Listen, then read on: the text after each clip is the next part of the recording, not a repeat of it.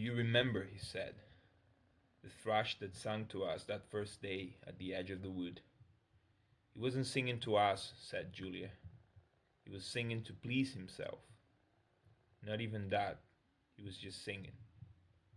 The birds sang and the crows sang. The party did not sing. All around the world, in London and New York, in Africa and Brazil, in the mysterious, forbidden lands beyond the frontiers, in the streets of Paris and Berlin, the villages of the endless Russian plain, in the bazaars of China and Japan, everywhere stood the same solid, unconquerable figure, made monstrous by work and childbearing, toiling from birth to death and still singing. Out of those mighty loins a race of conscious beings must one day come. You were the dead. Theirs was the future.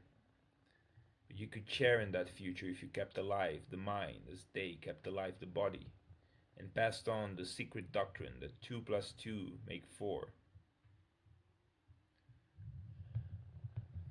"We are the dead," he said.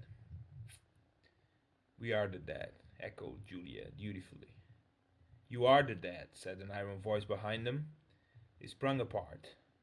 Wisdom's entrails seemed to have turned into eyes. He could see the white all around the irises of Julia's eyes. Her face had turned a milky yellow.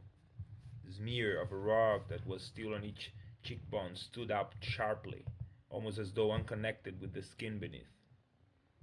"You are the dead," repeated the iron voice. "It was behind the picture," breathed Julia. "It was behind the picture," said the voice. "Remain exactly where you are. Make no movement until you are ordered." It was starting. It was starting at last. They could do nothing except stand gazing into one another's eyes. To run for life, to get out of the house before it was too late, no such thought occurred to them. Unthinkable to disobey the iron voice from the wall. It was a snap as though a catch had been turned back, and a crash of breaking glass. The picture had fallen to the floor, covering the telescreen behind it. "Now they can see us," said Julia. "Now we can see you," said the voice. "Stand out in the middle of the room. Stand back to back. Clasp your hands behind your heads. Do not touch one another." They were not touching, but it seemed to him that he could feel Julia's body shaking. Perhaps it was merely the shaking of his own. He could just stop his teeth from chattering, but his knees were beyond his control.